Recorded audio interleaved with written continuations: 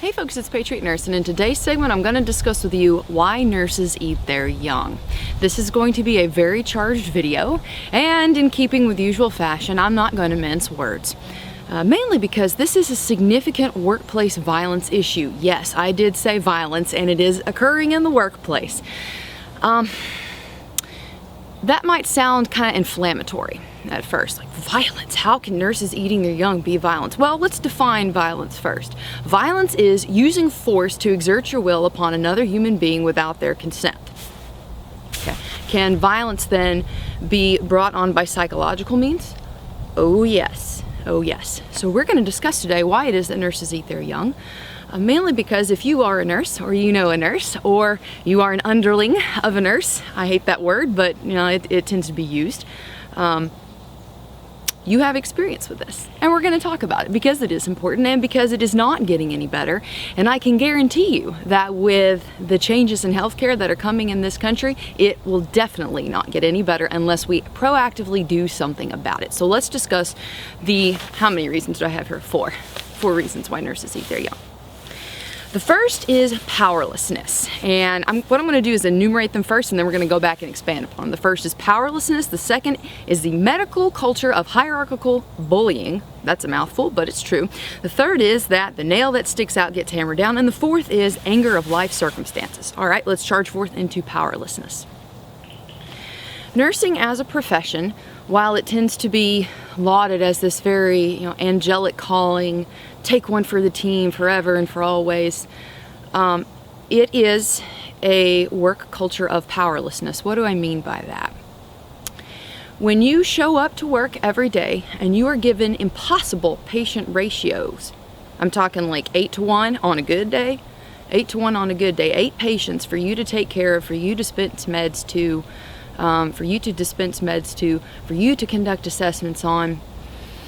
If you are a human being that has a soul, there is a sense of, oh my gosh, if I'm going to give good care to these people, I'm going to be stretched thin, but I'm going to do the best I can. A human being can only be put in a situation of powerlessness and helplessness for so long. That powerlessness is fostered and is bred by many circumstances in our healthcare system right now. I would submit that it is first begun and actively indoctrinated in nursing schools. Ooh, I'm stepping on some toes right now. For those of you who have been through nursing school, it is a common complaint and it is a commonly held experience that the nursing instructors in many cases have unreasonable expectations. The workload, the reading load that is put upon our nurses in nursing school is impossible to measure up to, and yes it is. There is no way that one person can read 200 pages divided amongst 5 classes in one night and still expect to sleep, cook food for their family, and have some semblance of a social life. It is unbalanced, and that imbalance creates a feeling of powerlessness early on.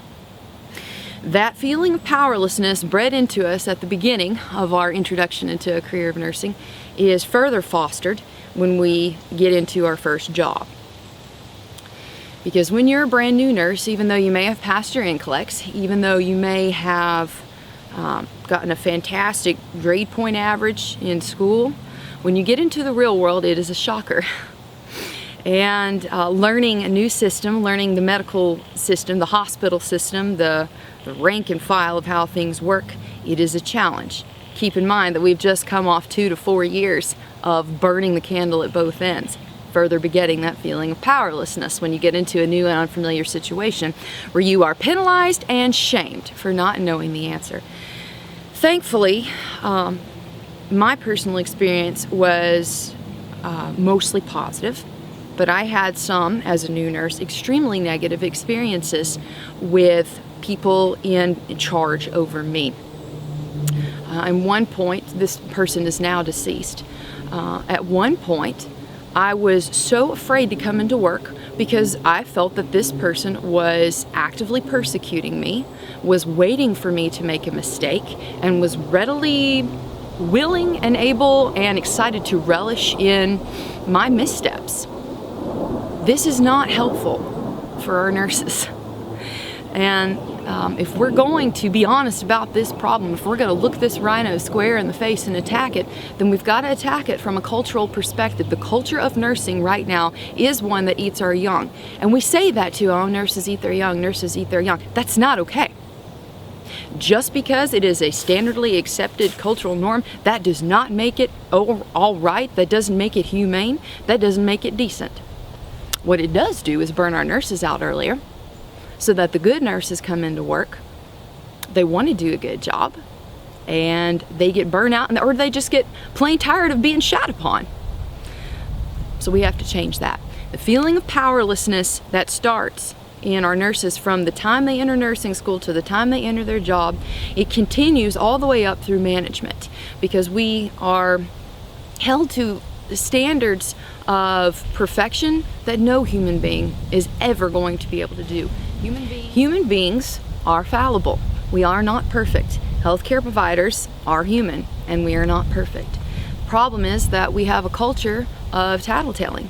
Because we feel powerless, many nurses feel like it's their bound duty to go and tattletale to management if somebody makes a misstep, because we're trying to hold them accountable. We're trying to help make them a better nurse, when really what we've done is just crush a very bruised reed and a broken spirit.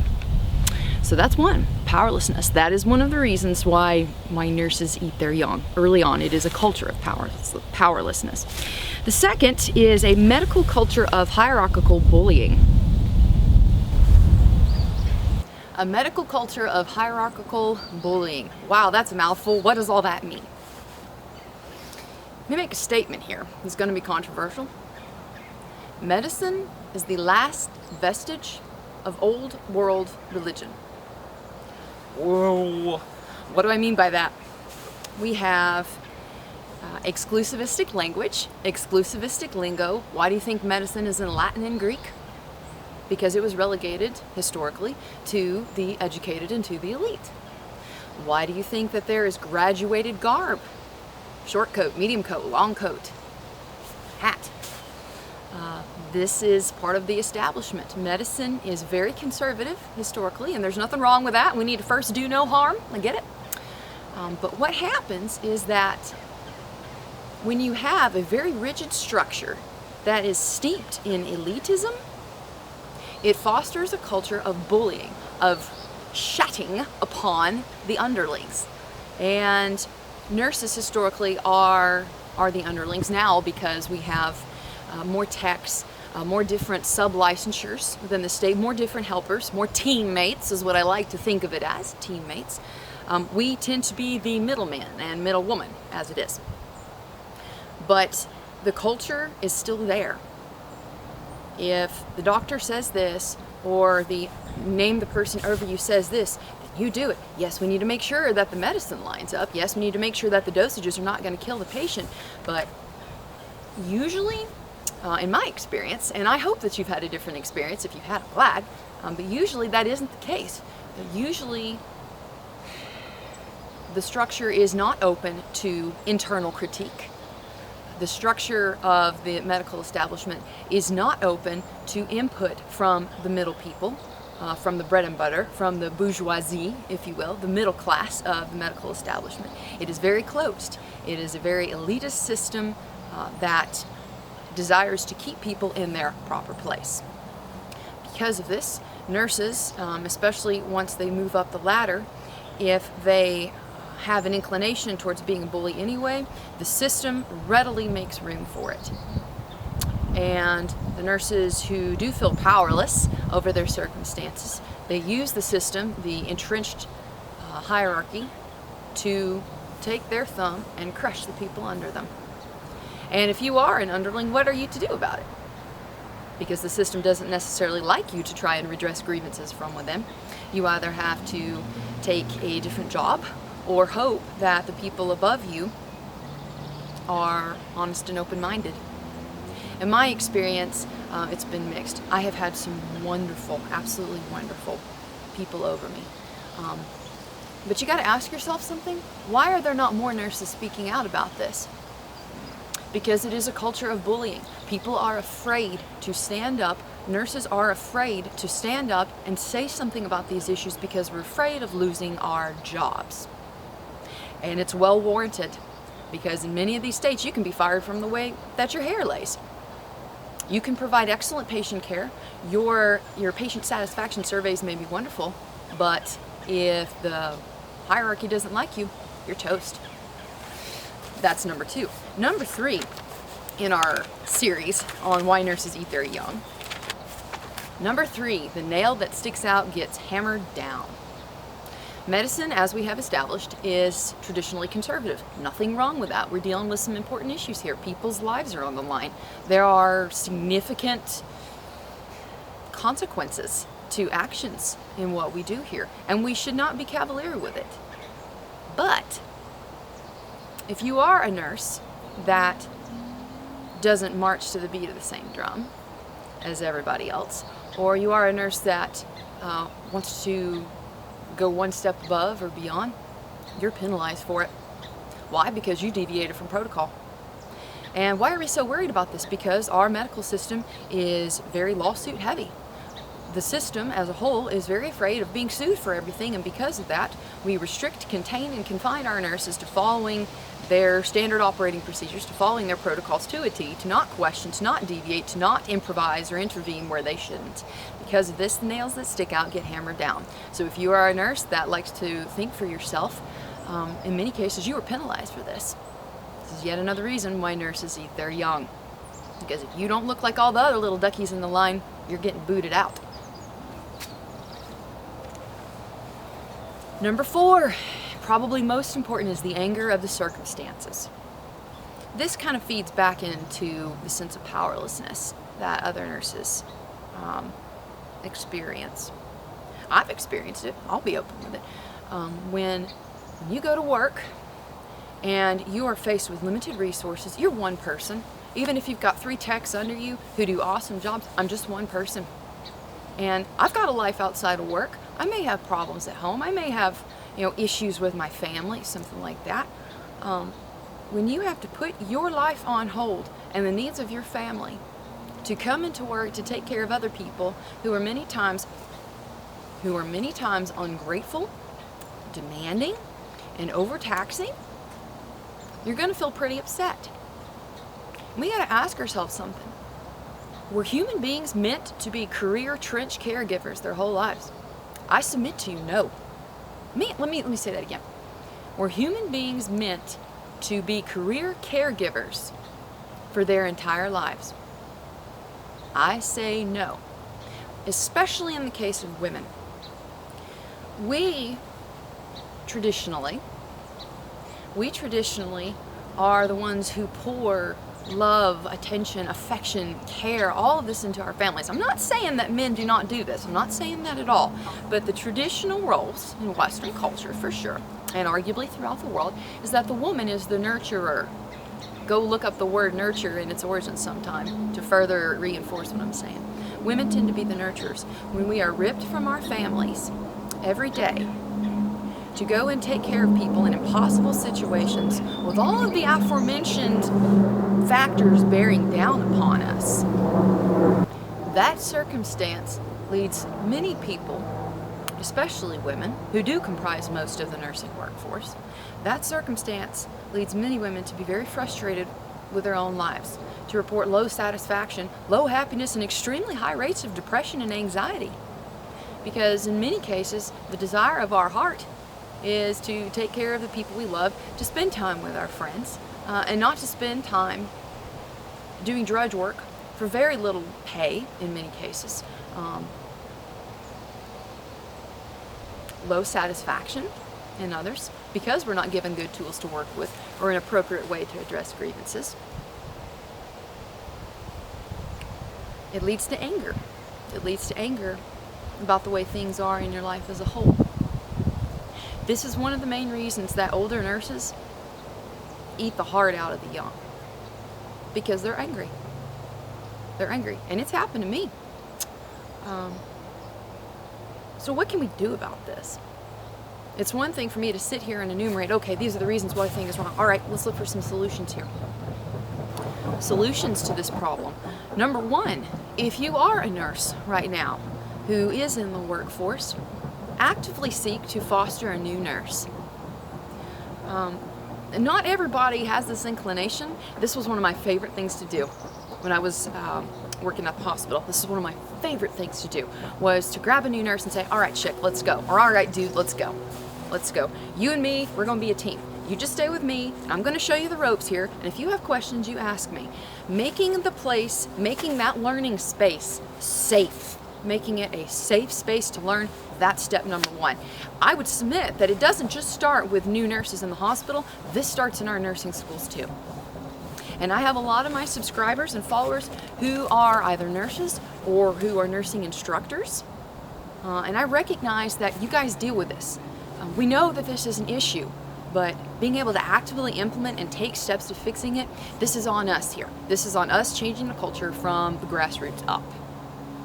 So if you are a new nurse, or if you are a nursing instructor, have grace for people. Not everybody can be perfect all the time, and just because somebody doesn't have the best performance, that doesn't mean that they're going to make a horrible nurse. I had people tell me that. I had nursing instructors tell me that I was probably not cut out for nursing because I didn't like GI stuff. We started out doing something that I didn't like. Just because you don't like a particular body system, that doesn't mean you're going to be a horrible nurse. So making the learning space safe for our nurses, that's step one. Step two is not shaming people because they either don't know or got it wrong. Not shaming people because they either don't know or got it wrong. Shame is one of the most paralyzing emotions for a human being. And we do this all the time in nursing school. I am very passionate about this. Thankfully, I didn't have to endure this very much because I didn't put up with it. Or I got out. On my birth certificate, it doesn't say nurse. I'm a human being. Nursing is something that I do. It does become part of your character because it's a life experience. I am not a nurse as a human. I'm a human first. And human beings do not deserve to be shat upon. They don't deserve to be publicly shamed and humiliated. If we want good care from our nurses, and if we want our nurses to have longevity in their careers, we must take care of them from the beginning.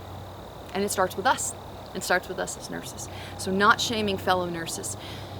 Third thing that we can do, don't tattletale on your coworkers. I know it's tempting, especially because we get vengeful and we feel powerless, so the best way to get back at somebody is to go tell the manager that they did this and this.